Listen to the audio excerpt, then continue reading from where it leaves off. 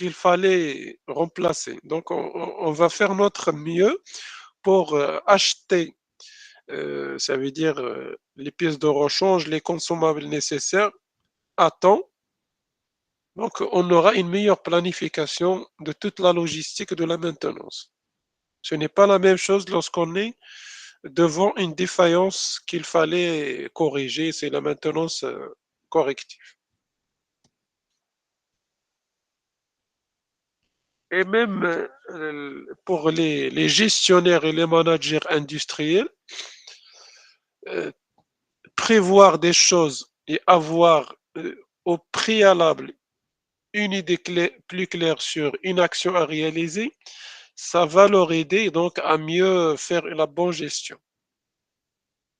Donc vous avez donc les choses claires et visibles. Vous allez travailler dans un environnement pour vous donc euh,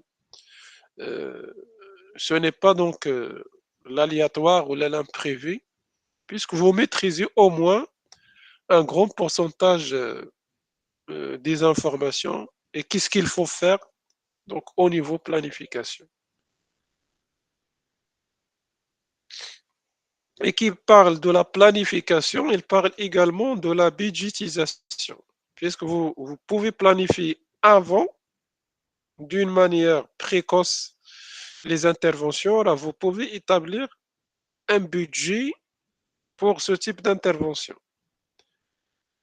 Donc, plus ou moins le budget de la maintenance systématique, il sera prédéfini, euh, ça veut dire plus ou moins avec une valeur exacte.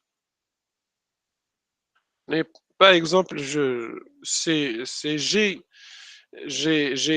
connais l'ensemble des opérations de la maintenance systématique que je vais réaliser.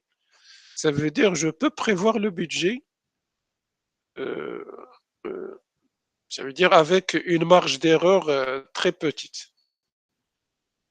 Je n'ai pas la même information pour la maintenance correcte.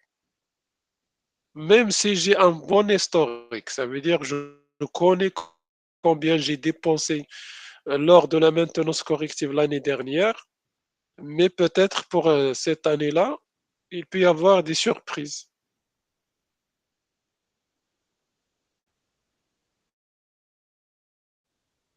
Défaillance, peut-être cette année-là, moins de défaillance. Donc je n'ai pas la même, ça veut dire cet avantage de budgétisation de la maintenance. Donc la partie systématique, il est facilement budgétisé par rapport, par exemple, à la maintenance corrective. Alors, quels sont les inconvénients à votre avis? Le principal inconvénient de ce type de maintenance. Monsieur, les pièces يقدروا عندهم واحد la durée de vie plus grande que إذا درنا le rechange ديالهم. Donc, ça veut dire qu'on peut remplacer des pièces alors qu'elles sont en bon état. Ouais. On n'est pas sûr toujours à 100% à ce que donc cette pièce-là, il est très proche à l'état de final ou à l'état de dégradation finale. Donc peut-être la pièce qu'on a remplacée, il peut rester pendant une période, disons, euh, plus ou moins importante alors qu'on l'a remplacée par précaution. Donc c'est un inconvénient, ça veut dire on va mettre, on va gaspiller de l'argent, puisque c'est un remplacement qui se fait euh, même avant l'arrivée de vraiment de la bonne période, entre parenthèses, de son remplacement. Donc, il peut y avoir des gaspillages. Et également, il ne faut pas oublier ce que j'avais déjà signalé, puisque généralement, c'est une maintenance basée sur des résultats statistiques,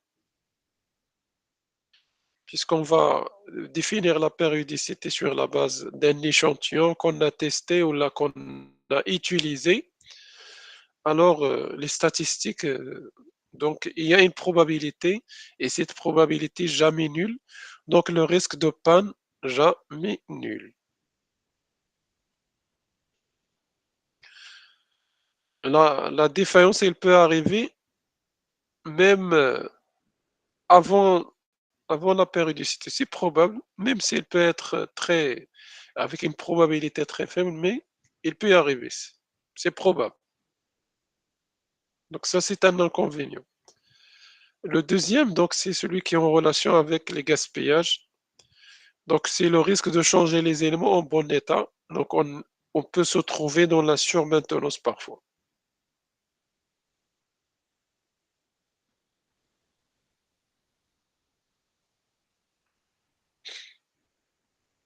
Donc, on parle de la surmaintenance, comme on parle aussi de la surqualité dans le domaine de la production. Lorsqu'on va produire un produit avec une qualité qui dépasse le besoin du client. Donc, c'est une surqualité. Et là, on est la surmaintenance. Ça veut dire on a remplacé l'organe alors qu'il est en bon état.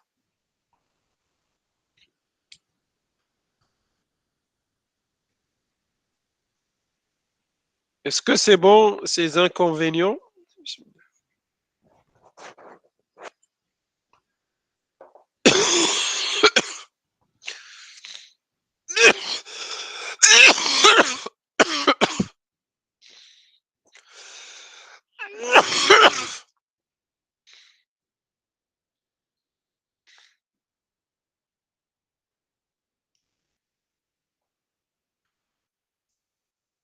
C'est bon?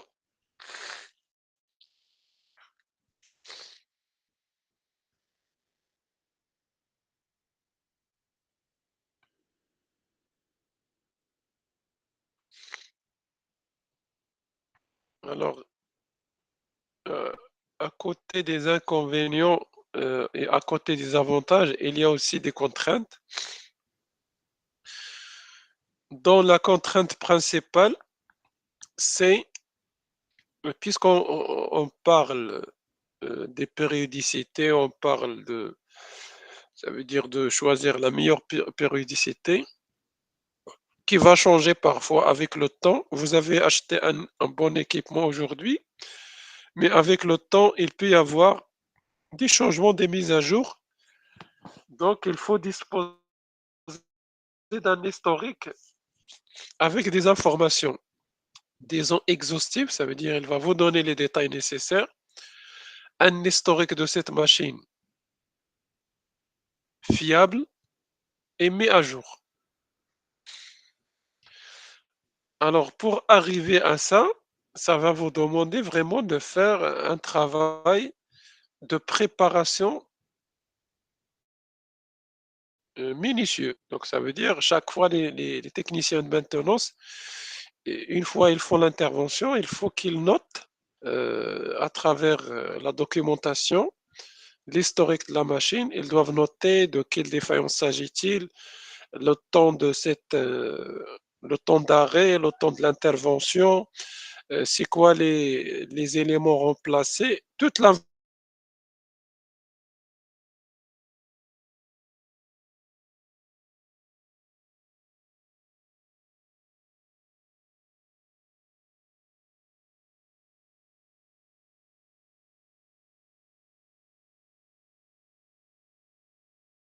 les temps, les données, ce sont des données surtout sur les périodicités, euh, et à quel moment elle a tombé la machine sur l'axe de temps et sur le cycle de vie de cette machine. Parce que si on connaît ces informations, donc on va l'utiliser pour connaître la loi de dégradation des équipements qui doit être fiable. Ça veut dire on connaît le comportement de la machine. À quel moment elle tombe en panne? Parce que donc on s'est basé sur l'historique. Et ça, ça demande un engagement, ça demande des ressources, c'est des ressources humaines et même des ressources matérielles, tout au long de la prise en charge de cette machine. Donc, c'est une contrainte qu'il fallait prendre en considération. également ça va mettre en évidence l'importance de la GMAO. C'est la gestion de maintenance assistée par ordinateur. La GMAO, gestion de la maintenance assistée par ordinateur. Donc, ordinateur. Donc, c'est un logiciel qui va aider la maintenance à mieux gérer un service de maintenance sur le côté économique, sur le côté technique, sur le côté managérial. Donc, si on dispose d'une GMAO, il va faciliter le traitement de tout ce qui est en relation avec l'historique et les données relatives à la machine. On parle de la gestion de maintenance assistée par l'ordinateur. Donc, c'est un logiciel.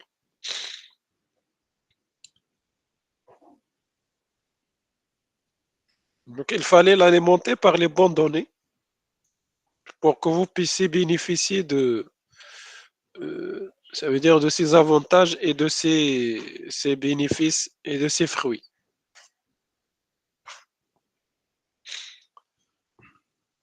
Alors, si vous avez des questions, n'hésitez pas à m'arrêter.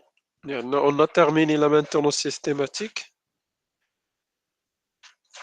Je vais entrer tout de suite dans le cadre de la maintenance conditionnelle.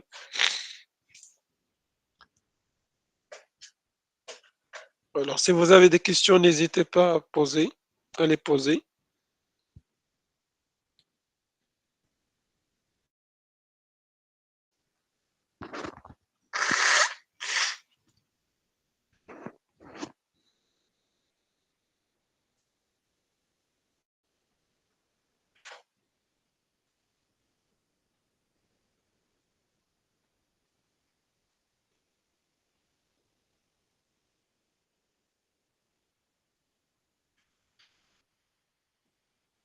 Alors, on va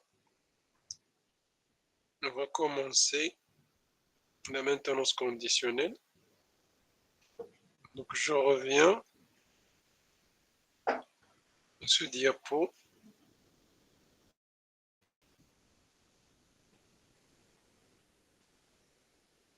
Donc, ça, c'est la partie systématique. Puis, donc, là, c'est la partie conditionnelle.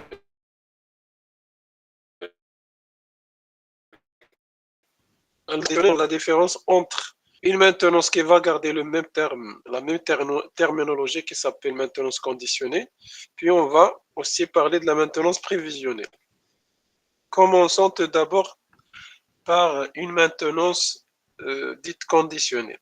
Mais on est toujours dans la même famille, c'est conditionnel. Ça veut dire intervenir à condition que, si la condition est vraie, on va intervenir. Si la condition n'est pas vraie, fausse, ça veut dire on ne va pas intervenir. Donc, on a ça veut dire le type, il va changer. On n'est pas dans le contexte de faire les choses d'une manière systématique, mais on va le faire sur la base des critères, des choses qu'on va surveiller. Donc, il est basé sur quoi? Il est basé sur la surveillance du fonctionnement des biens. Ça veut dire, on va suivre le fonctionnement des biens. Si ça se trouve il suit donc le fonctionnement normal, ça veut dire, ça ne demande pas de faire quoi que ce soit. Ça veut dire, on ne va pas intervenir parce que donc il travaille correctement. S'il va dévier parce que donc il y a un paramètre qui a dépassé les limites, donc ça veut dire c'est à ce moment-là qu'on va intervenir. Alors, il est basé sur la surveillance du fonctionnement d'un bien et ou, ça veut dire soit l'un des deux, soit les deux. Et ou des paramètres significatifs de ce fonctionnement. Ça veut dire soit on va suivre le fonctionnement de la machine, la santé, c'est donc vous allez Et on peut utiliser même le terme qui va être très proche de l'être humain. On va suivre l'état de santé de la machine. Donc, si l'état de santé, ça ne demande pas une intervention, donc ça veut dire c'est bon, donc il y aura pas une intervention conditionnelle.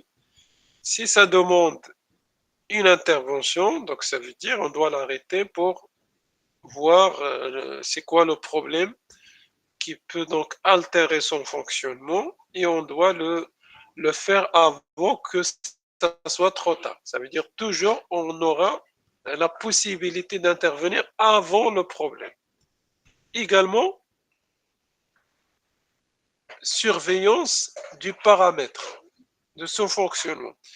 Ça veut dire soit je suis le fonctionnement, soit un certain nombre de paramètres qui doivent être significatifs. Par exemple, la température pour un moteur à combustion interne sur une voiture, c'est un paramètre significatif. Si la température elle augmente, euh, en arrivant à des niveaux très élevés, c'est très dangereux pour le fonctionnement normal de ce moteur-là et ça reflète un vrai problème au niveau de son fonctionnement. Donc, on va suivre des paramètres significatifs de ce fonctionnement. Donc, la condition, elle est toujours en relation avec l'état de santé de notre équipement, de notre bien d'une manière générale. Donc, ça, c'est la définition de la maintenance conditionnelle.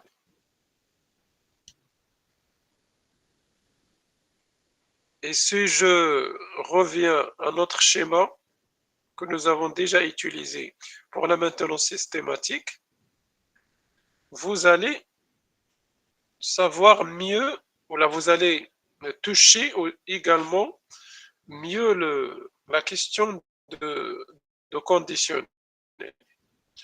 Donc vous allez oublier la maintenance systématique, hein, l'intervention systématique, programmée, etc. On va utiliser le même schéma pour expliquer la maintenance conditionnée. Donc nous avons un fonctionnement qui se fait d'une manière normale. À un moment donné, il va se dégrader. C'est à nous de faire le suivi de ce fonctionnement pour ne pas dépasser le seuil d'admissibilité. Par exemple, au niveau d'un moteur, le tableau de bord, il affiche la température de ce moteur-là et on connaît qu'il ne fallait pas dépasser 90 degrés Celsius. Alors le seuil d'admissibilité, c'est 90. Donc on doit rester dans cette marge-là. Donc avant de dépasser ce 90, il fallait intervenir pour remettre le système à son état initial et avant même d'avoir la défaillance. Ça veut dire on va intervenir pour voir l'élément ou la cause qui a été derrière le suréchauffement de notre moteur. Donc là, vous voyez que le seuil est là un intérêt considérable pour définir la zone rouge et la zone verte. Là, on est dans une zone qui est verte, mais après, c'est la zone rouge.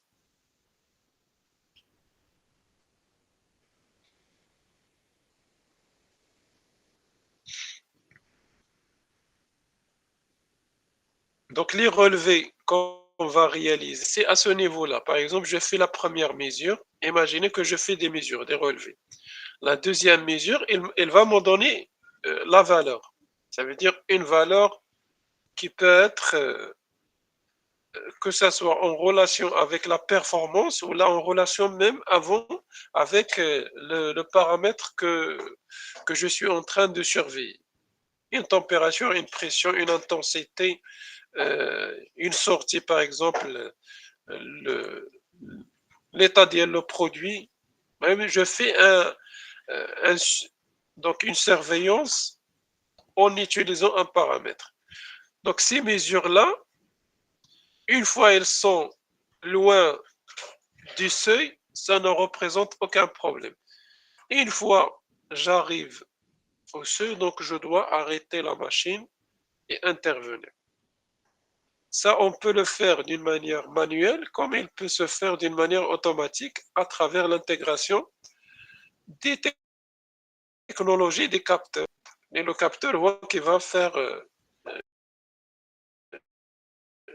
ça veut dire la surveillance, et il va nous avertir avant. Et même les voitures, là, voilà, avant même de dépasser les 90, là, en voyant, il va s'allumer pour vous indiquer que c'est dangereux, il faut s'arrêter, il faut arrêter la voiture et chercher donc le plus tôt possible à, donc à réparer, ou là donc ça veut dire acheminer votre voiture vers le plus prochain garagiste ou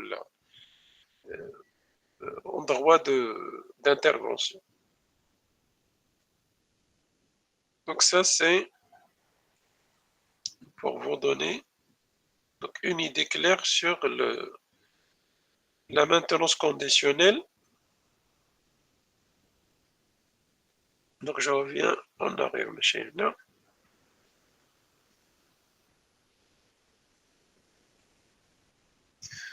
Donc ça, c'est pour la conditionnelle. Ça veut dire qu'il y a une surveillance qui va se faire à travers des paramètres où là, on fait la surveillance liée au fonctionnement dans notre bien. La maintenance prévisionnelle, là, elle va être un petit peu différente de la conditionnelle comme elle a été définie à ce niveau-là. Alors, c'est quoi cette maintenance? C'est une maintenance conditionnelle. Ça veut dire on est dans la même famille. Exécutée en suivant les prévisions extrapolées de l'analyse. Et c'est une maintenance conditionnelle qu'on va exécuter selon quoi? Des prévisions. Les prévisions, ils ont été extrapolées de l'analyse et de l'évaluation des paramètres significatifs de la dégradation des biens. Donc, par exemple,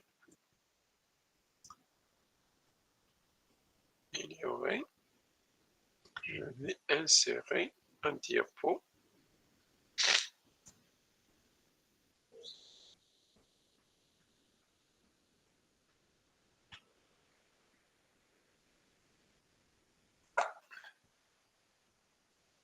Donc, j'ai la température en fonction du temps. Donc, imaginez que j'ai fait des relevés et ça suppose au niveau de la maintenance conditionnelle que je connais le seuil. Si je ne connais pas le seuil, alors on n'est pas sur la maintenance conditionnelle. Mais ça suppose qu'une étude elle a été faite, que ce soit chez le constructeur, ou le cas normal, ou là chez l'exploitant de la machine qui a acheté la machine par la suite. Généralement, c'est le constructeur qui va définir. Ou là, si on a fait une étude nous-mêmes et on a intégré des capteurs, et on a renouvelé par exemple une ancienne machine en intégrant des capteurs, c'est à nous de faire le travail de définir le seuil.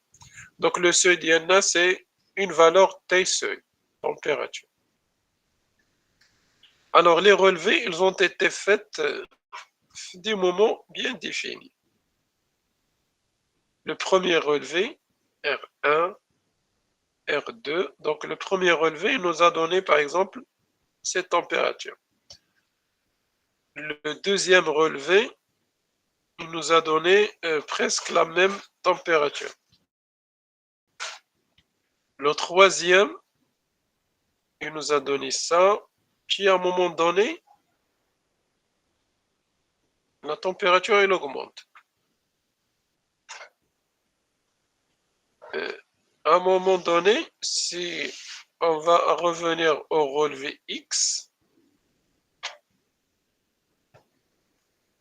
donc elle va nous donner ça, on est proche de notre seuil. On est proche du seuil. Alors, avant d'arriver même à ce seuil-là, il fallait Ça veut dire il fallait s'arrêter et faire l'intervention. Ça veut dire avant de dépasser le seuil. Si on fait les relevés comme ça, chaque fois, d'une manière continue ou là d'une manière, ça veut dire manuellement ou là avec un système, ça veut dire il va nous indiquer que vous êtes proche de seuil, il fallait arrêter la machine et faire le nécessaire. Si on veut appliquer la maintenance prévisionnelle, ça veut dire ce travail-là, il a été réalisé plusieurs fois. Et on se trouve avec une courbe de température qui suit, je ne sais pas, un exponentiel ou un logarithme, par exemple. Ce n'est pas linéaire de toute façon, c'est une courbe, ce n'est pas une droite. Alors, imaginez que vous connaissez que la loi de l'augmentation de la température au niveau de ce système-là, elle suit cette courbe. Est-ce que vous êtes obligé de faire les relevés, tous les relevés, ici jusqu'à ce que vous allez arriver même à s'approcher au seuil? On peut juste projeter. Ça veut dire on fait une extrapolation. Je connais que l'augmentation de la température au niveau de ce système-là, il suit cette loi-là. Donc pour moi, donc je fais une projection, là, une extrapolation. Ça veut dire ces mesures-là, je ne vais pas les faire. Donc une projection, une extrapolation. Ça veut dire c'est comme je dis que la courbe, il va passer comme ça. Alors à quel moment je dois intervenir? Je dois intervenir ici avant le seuil pour remplacer ça veut dire pour intervenir sur l'équipement en question. Ça, c'est un exemple. C'est la même chose pour les analyses.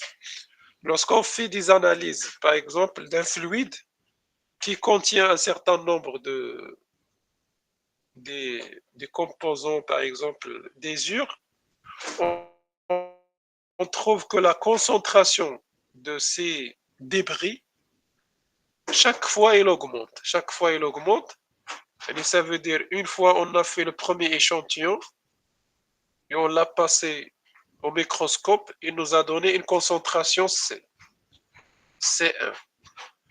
Après une période, on a fait le relevé, il nous a donné une concentration C2 qui est supérieure à C1. Ça veut dire, c'est une information très intéressante comme quoi il y a une dégradation d'un organe. Il fallait tout de suite intervenir pour le remplacer, sinon il va donner une défaillance. Donc, à travers quoi? À travers juste l'analyse de la concentration de ces débris, ça veut dire de ces composants, les petits éléments d'usure, dans un échantillon d'huile, par exemple. Donc, c'est une maintenance prévisionnelle. Ça veut dire sur la base d'une analyse que nous avons, d'une évaluation que nous avons sur des paramètres, on va prévoir à quel moment il peut arriver la défaillance. Et c'est celle-là qui est, disons, la base, ou la, disons, l'ancien, entre parenthèses, qui va être remplacé par, en utilisant les données. Là, on va utiliser les mesures, les appareils, etc. L'autre, il va utiliser data, des données, et il y a la maintenance dite aujourd'hui prédictive. Monsieur, c'est presque le même principe. Donc, c'est des modèles qui font l'analyse, qui font tout ça. Donc, ils vont chercher les patterns. Donc, De pour toute façon, trouver. c'est le même esprit pour lequel on ne va pas utiliser les appareils. Ça veut dire on va juste capter un certain nombre de données et on va les faire entraîner à travers des modèles. Ça veut dire très connus في الدومين ديال Ouais. data science, par exemple machine learning ولا شي حاجة. Donc, il va nous donner à quel moment il est probable que la défaillance elle arrive parce que donc il a analysé une grande masse de données. Oui, c'est presque la même chose. Donc, c'est celle-là qui est la prévisionnelle. Ça veut dire on n'est pas dans la conditionnelle classique, mais on est dans la prévisionnelle. Mais toujours, c'est la même famille. Ça veut dire celle-là, c'est une maintenance conditionnelle et celle-là, c'est une maintenance conditionnelle.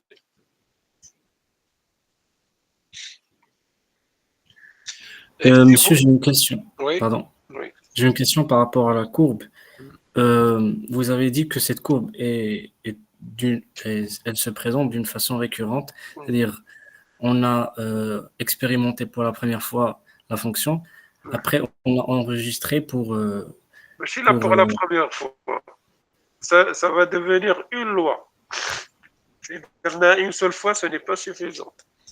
Ça veut dire on est rassuré à ce que donc l'augmentation, par exemple, de ce paramètre, une fois, et il va s'étaler sur le temps, voilà l'allure qu'il va suivre.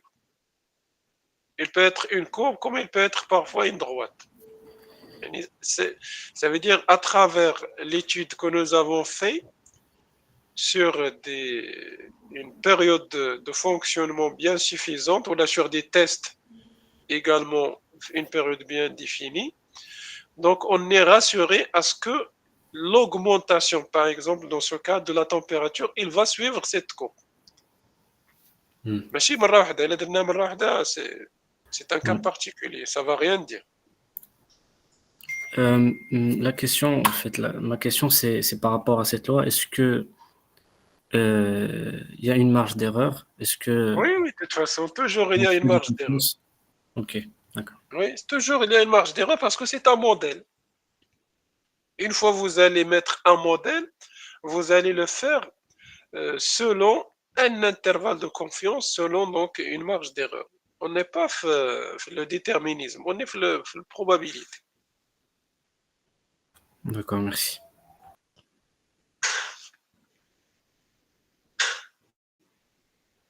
Donc, j'ai dit, c'est la même chose.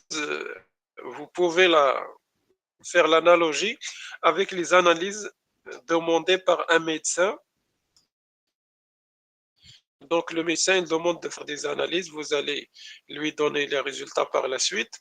Ouais, il va faire une lecture. Donc, si jamais vous allez continuer à consommer tel, par exemple, aliment, ou là, vous allez pas donc suivre un régime correct, alors à un moment donné, vous allez avoir le problème X. Alors, qu'est-ce qu'il a fait? Il a fait une lecture des données aujourd'hui et il a fait une extrapolation pour le futur.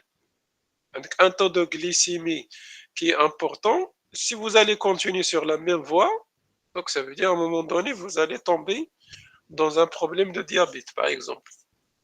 Donc, ouais, parce que donc il vous a donné de faire, je sais pas, les analyses, et peut-être au bout d'il y a 3 ou là, je sais pas combien de temps, il va vous demander de les faire, de les refaire pour savoir l'allure. Si vous avez respecté le régime et vous avez pris le médicament nécessaire, alors il sera, donc le problème, il sera sous contrôle. Si jamais vous n'avez pas respecté, là, il y a une loi normale, ça veut dire une loi naturelle, comme quoi, si vous allez continuer sur cette manière, votre régime propre, vous allez arriver à une destination très connue, une maladie X. Donc, à travers quoi? L'évaluation et l'analyse des paramètres de santé tels que le taux de glycémie ou autres paramètres qui vont nous indiquer comment il évolue la dégradation. Donc, c'est la même chose au niveau de la machine. On va utiliser ça pour prévoir le problème. Et par la suite, donc ce n'est pas dans cette séance,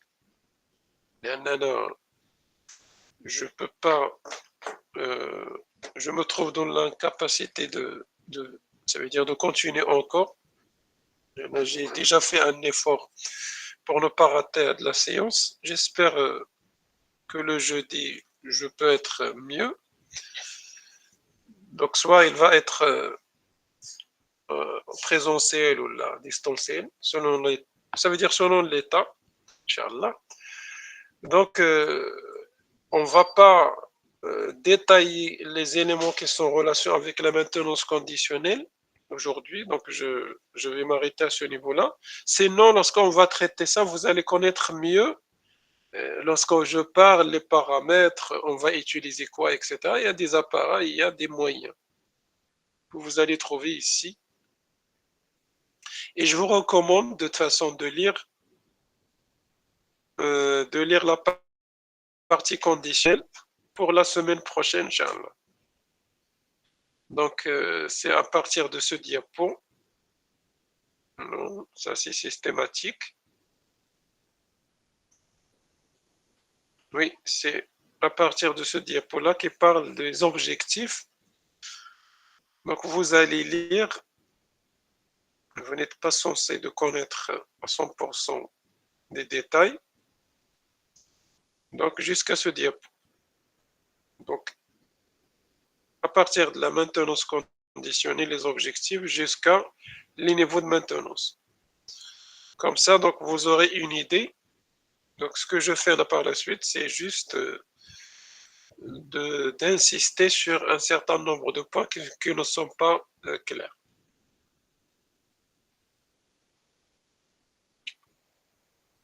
Alors, c'est le moment. S'il y a des questions, je peux répondre à ces questions. S'il n'y a pas de questions, donc on va s'arrêter à ce temps-là.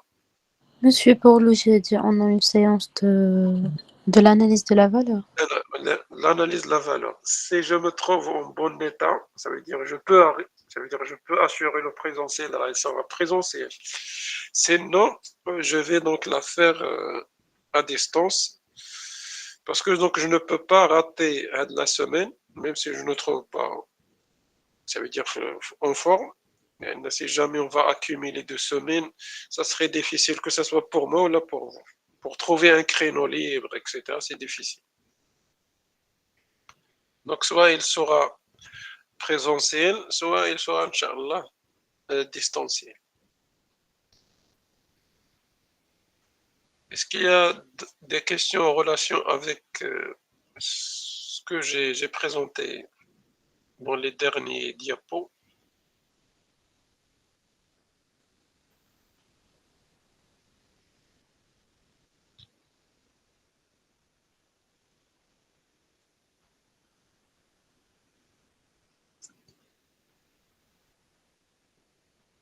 Donc, s'il n'y a pas de questions, donc je ne vais pas vous demander de mettre, de toute façon, ceux qui sont présents, voilà, vous êtes presque là. Donc, s'il n'y a pas de questions, on va s'arrêter à ce niveau-là et je vous souhaite bon courage.